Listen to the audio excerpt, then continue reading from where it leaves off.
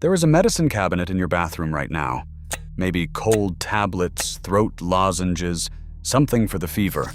And when illness arrives, the food is an afterthought. Crackers. Instant soup from a foil packet. Something easy, not something deliberate. That idea is only about 100 years old. For most of human history, including in the household where Jesus grew up, the recovery meal was not an afterthought. It was the treatment. What Mary kept in her kitchen when someone fell ill was not a pill. It was a meal.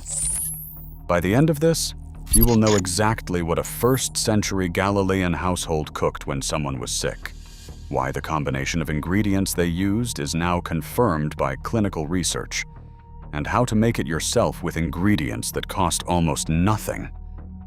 In a Galilean home, the kitchen was not a separate room. It sat in a corner of the living space, organized around a clay cooking vessel and an open flame. Lentils were kept in sealed jars, garlic braided and hung through the winter, dried herbs packed into smaller vessels, and olive oil sealed near the cooking area. These were not seasonal luxuries. They were the baseline. When someone fell ill, the cooking began with what was already there. Lentils went in first, quick to prepare, easy on a compromised digestive system, and available to every household regardless of income or season. Garlic went in whole at the beginning, not as mere flavoring, but as a functional ingredient cooks trusted through generations for a measurable effect when someone was unwell. Herbs were added later. Olive oil was poured over the top at the end, raw, preserving everything it carried. Archaeological excavations across ancient Israel have confirmed lentils as a household staple throughout the biblical period, recovered from storage vessels and cooking sites across multiple regions. Garlic appears in Egyptian medical texts dating back 3,500 years, listed specifically as a therapeutic food given during illness. It is the same garlic that went into every pot in Galilee. 2 Samuel chapter 17 verse 28 records lentils brought to David's household in urgent need, listed alongside basic staples as sustaining food. Not ceremonial, not symbolic. What you bring when someone needs to be restored. A randomized controlled trial published in the journal Advances in Therapy found that participants receiving garlic containing allicin were 63% less likely to contract a cold, and when illness did occur, the garlic group recovered in an average of 1.5 days compared to 5 days in the placebo group.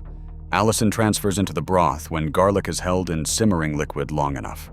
The people cooking that broth in 1st century Galilee did not know what allicin was. They knew that garlic in the pot produced results. The trial confirmed the mechanism. The kitchen had already confirmed the outcome. Before we continue, I am trying to reach 500 subscribers by the end of April, and I would really appreciate it if you would subscribe and help me out. Okay, let's continue. Modern cold medicine was never designed to help you recover. It was designed to make you feel less sick while your body did the work alone. Decongestants, antihistamines, and painkillers, each one quieting a signal the immune system was using to do its job. The food that followed was designed for palatability, not nutritional density. Crackers, electrolyte drinks, foods that asked nothing of the cook and delivered very little to the immune system. The body's requirements during illness did not change. The food did. Every ingredient in that broth was doing something, but none of them were doing it alone. Hyssop appears in Psalm 51 verse 7, and in Numbers chapter 19 verses 6 and 18, embedded so naturally in the biblical world that the text requires no explanation of what it is. Archaeological and historical evidence confirms it as a culinary and medicinal herb kept in households across ancient Israel as a standard item, added late in cooking to preserve what it carried. Cumin and coriander appear in Isaiah chapter 28 verses 25 and 27 as familiar cultivated crops.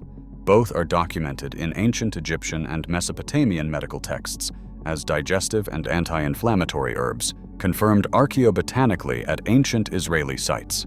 Researchers at Tarbiat Madaris University, publishing in the Journal of Ethnopharmacology, confirmed antimicrobial activity in hyssop extract against common bacterial pathogens. The plant hanging in ancient Galilean kitchens was carrying compounds that inhibit the organisms the immune system fights during respiratory illness. A study published in the Iranian Journal of Basic Medical Sciences found that cumin extract produced measurable reductions in C-reactive protein, the primary marker the body uses to signal active inflammation. Lower inflammation means the immune system spends less energy managing the response and more addressing the cause. That broth was not one medicine. It was several, combined in a single vessel, in a form the body could absorb even when illness had reduced its capacity.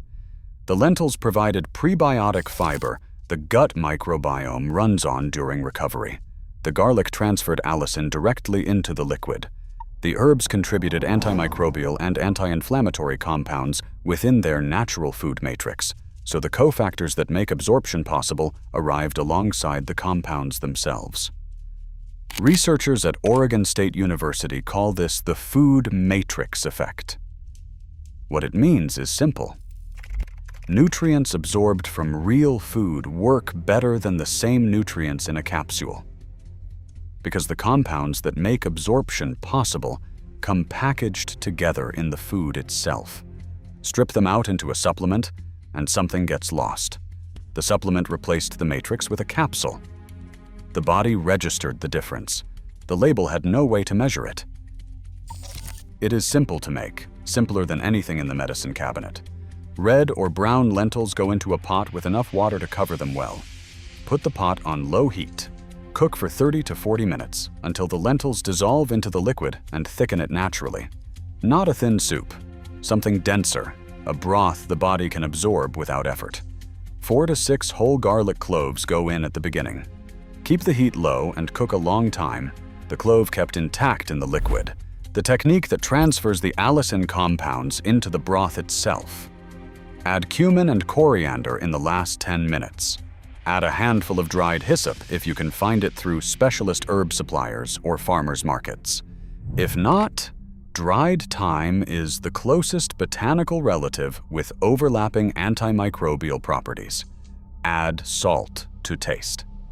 When serving, pour raw olive oil over the surface. Do not stir it in, and do not cook it. Add a squeeze of lemon, which increases iron absorption from the lentils by delivering vitamin C at the same meal. Eat it warm, slowly, as the meal itself. Do not have it alongside something else. This is the thing the body is being given to work with.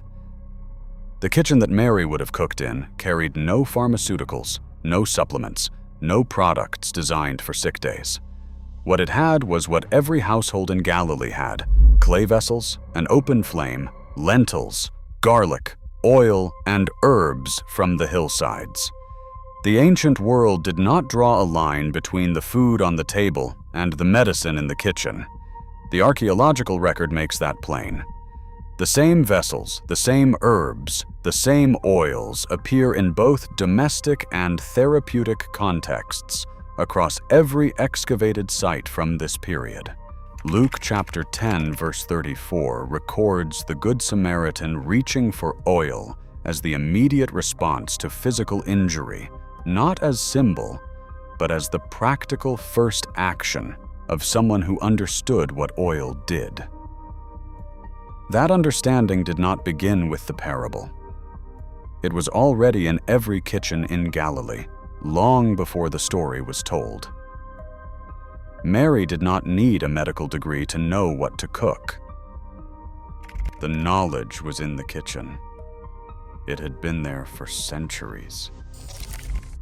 The ingredients have not changed. The knowledge nearly disappeared. But nearly is not the same as completely. The pot is still the same. The ingredients still work. The only thing missing was someone to remind you. If this changed how you think about what to reach for when you are sick, share it with someone who needs to hear it. Make sure to hit the notification bell, and I will see you in the next one.